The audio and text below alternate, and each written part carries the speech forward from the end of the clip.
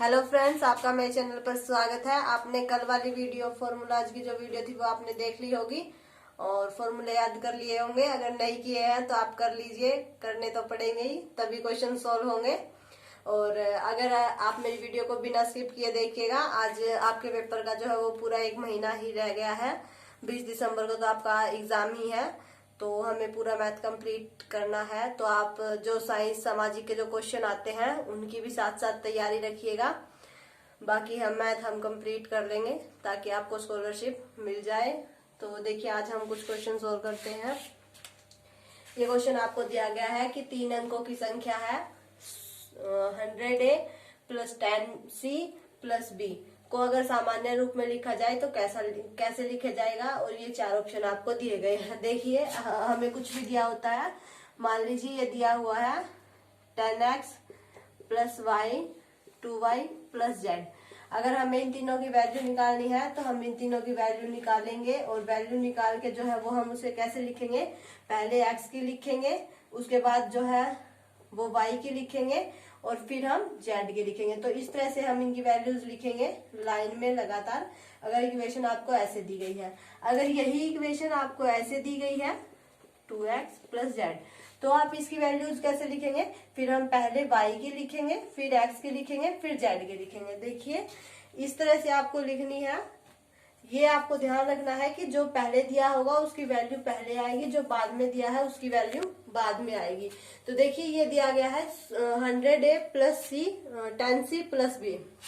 तो इसमें जब हम वैल्यू निकालेंगे तो पहली वैल्यू हम A की लिखेंगे क्योंकि A है पहला एलिमेंट, दूसरी वैल्यू हम C की लिखेंगे क्योंकि दूसरा C है, और तीसरी वैल्यू हम B की लिखेंगे।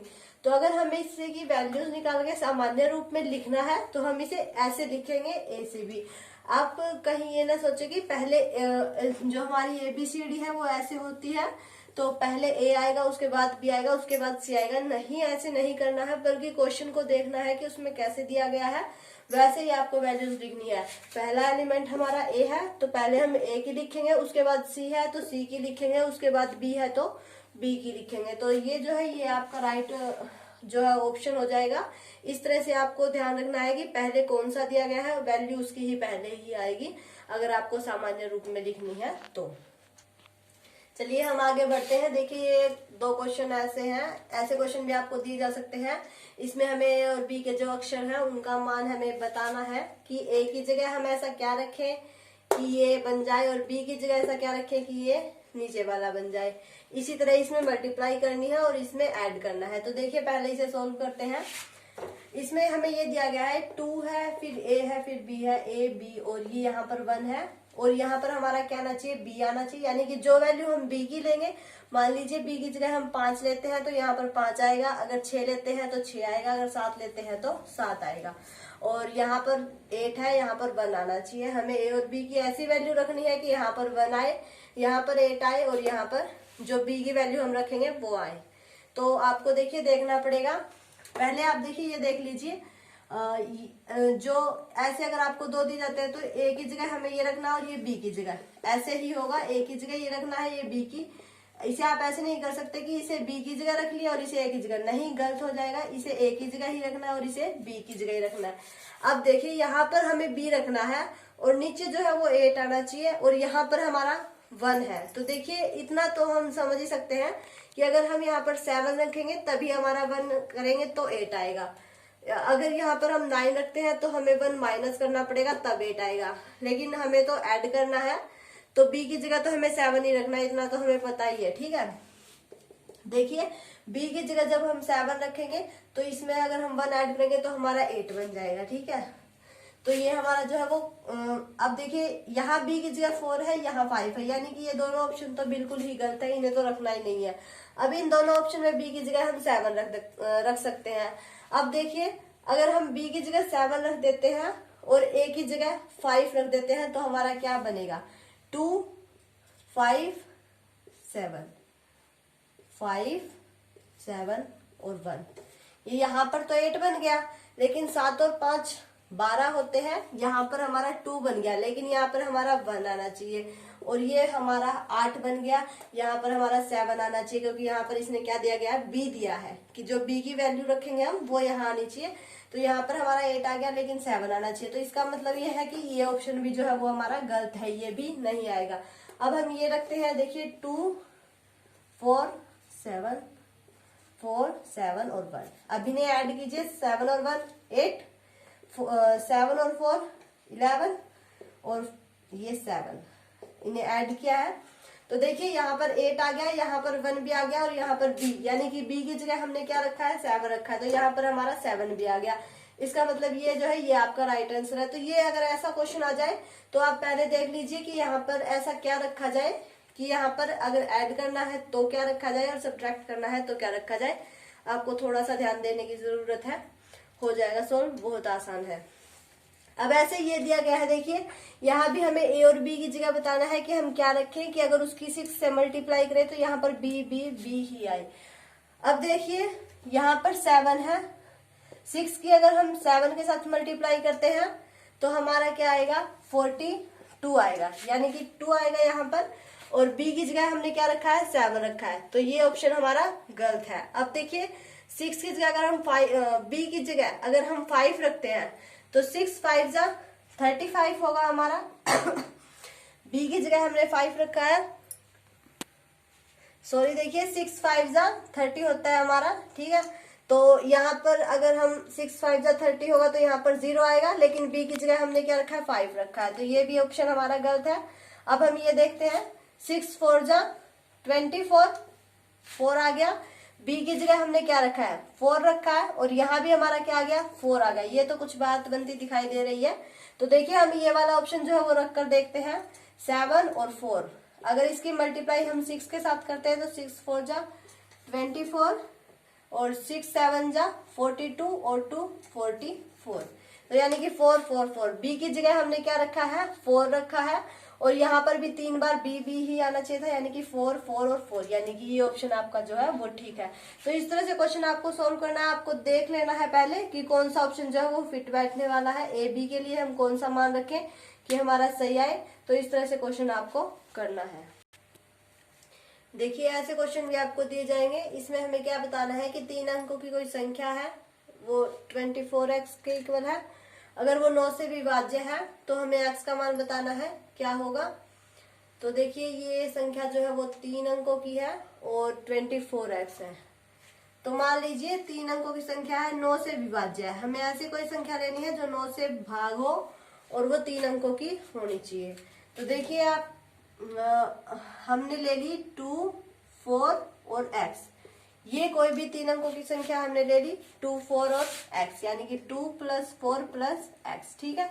ये संख्या हमने मान ली, और संख्या जो 9 से डिवाइड होनी चाहिए, यानी कि जो ये है ये 9 से डिवाइड होगी।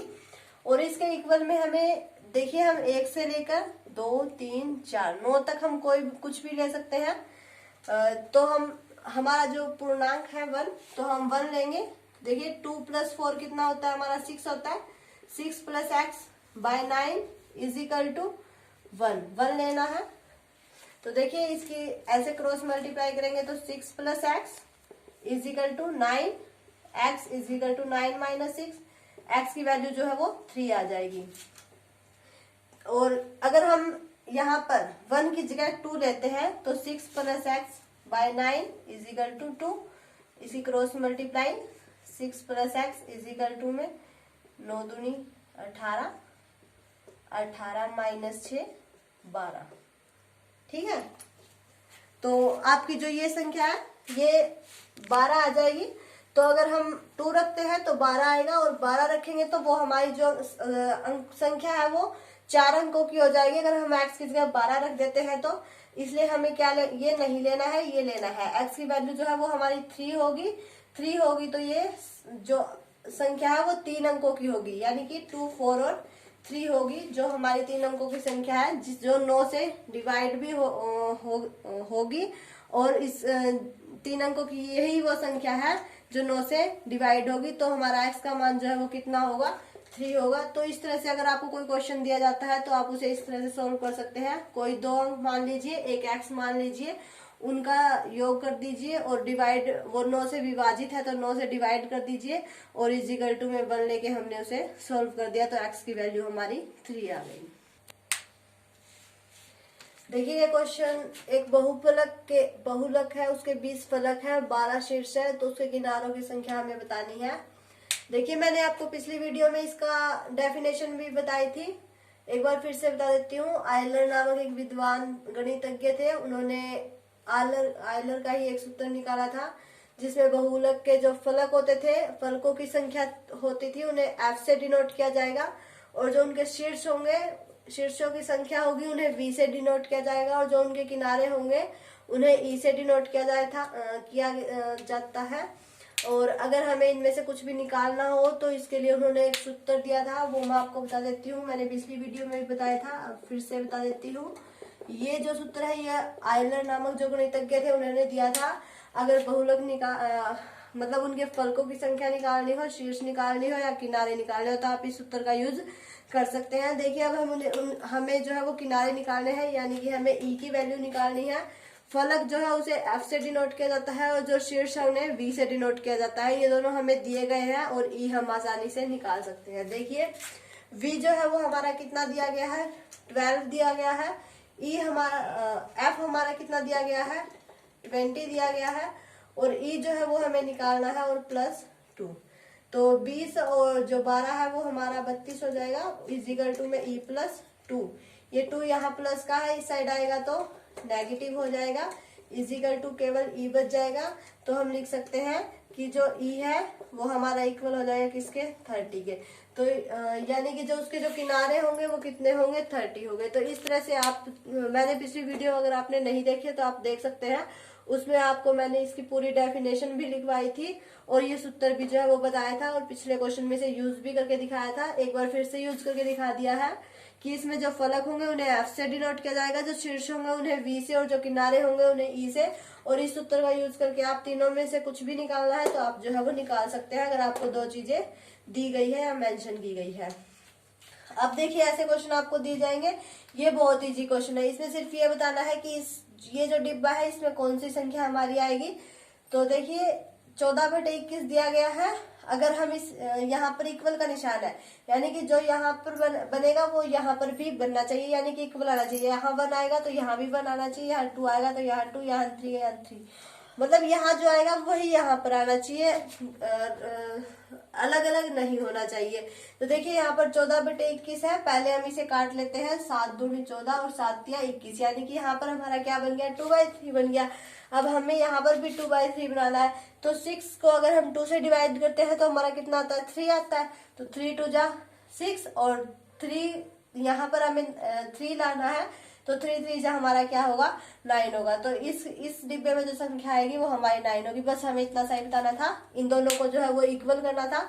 यहाँ पर 2/3 है तो यहाँ पर भी 2/3 आना चाहिए, इसलिए 7 2 जा 24 और 7 3 जा 21। तो यहाँ पर अगर हम इन्हें 3 से काटते हैं तो 3 दूनी 6 और 3 तिया 9, तो यहाँ पर इस डिब्बे में कौन सी संख्या आएगी, 3 आएगी, जिससे ये दोनों क्या हो जाएंगे, इक्वल हो जाएंगे। बस ये क्वेश्चन में हमें यही बताना था। चलिए एक क्वेश्चन और करते हैं। देखिए इसमें क्या दिया गया है कि पिता की वर्तमान आयु 42 वर्ष है और उसके पुत्र की 14 वर्ष है। जब पुत्र 12 वर्ष का था तब पिता और पुत्र की आयु में अनुपात होगा, ये हमें बताना है। तो देखिए बहुत से बच्चे तो ऐसे क्वेश्चन देखकर ही घबरा जाते हैं, लेकिन ये बहुत ईजी है। देखिए पिता की वर्तमान आयु इसने दे रखी है और उसके पुत्र की भी बता रखी है, यानी कि जब पिता 42 वर्ष के थे तो उसका पुत्र जो है वो 14 वर्ष का था, ठीक है। अब इसने क्या कहा कि जब पुत्र 12 वर्ष का था तब पिता और पुत्र की आयु में अनुपात होगा। अब देखिए ये 14 वर्ष का था तो ये 42 वर्ष का था। फिर इसने कहा जब पुत्र 12 वर्ष का था, यानी कि इसमें से 2 इसने माइनस कर दिया, 14 - 2 कितना हो गया, 12 हो गया। तो पिता और पुत्र की आयु में हमें अनुपात बताना है। पहले ये देखिए जब ये 14 वर्ष का था तो ये 12 वर्ष का था, यानी कि 2 साल माइनस कर दिया। लेकिन जब ये 42 वर्ष का था तो जब ये 12 वर्ष का था तो ये कितने वर्ष का होगा, ये हमारा 40 वर्ष का होगा, ठीक है। आप मेरी बात समझ रहे हैं। वर्तमान में तो वो 42 का वर्ष का है और उसका बेटा जो है वो 14 वर्ष का है, लेकिन इसने कब पूछा है, जब उसका बेटा 12 वर्ष का था, यानी कि 2 साल पहले की बात पूछ ली। जब उसका बेटा 12 वर्ष का था तो जाहिर सी बात है इनकी भी 2 साल कम होगी, तो ये हमारे 40 वर्ष के हो जाएंगे। तो उसके पापा जो है वो 40 वर्ष के हो गए, ठीक है। तब हमें पिता और पुत्र की आयु में अनुपात बताना है। तो देखिए अनुपात निकाल लीजिए। मतलब उसके पिता तो थे 40 वर्ष के और वो था 42 वर्ष का। तो अगर हम इसे 4 से काट देते हैं तो 4 दाएं 40 और 4 तिये 12, तो 10:3 है वो हमारा राइट आंसर हो जाएगा। बस इतना सा ही आपको बताना है। कई बार आयु भी पूछी जाती है, लेकिन इसमें आपको सिर्फ अनुपात बताना है।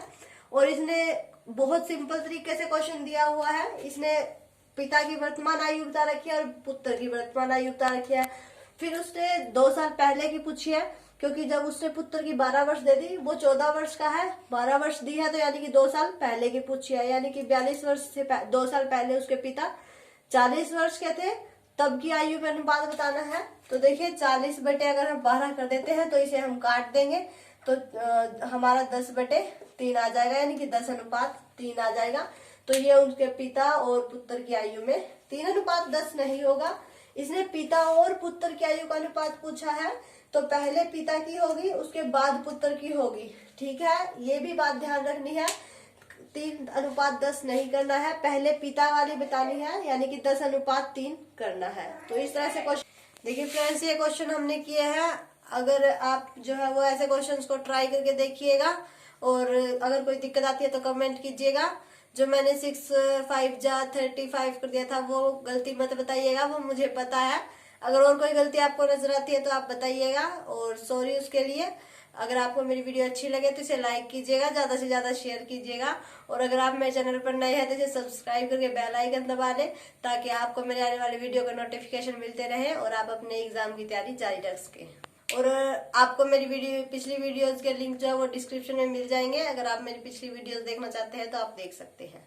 Thank you.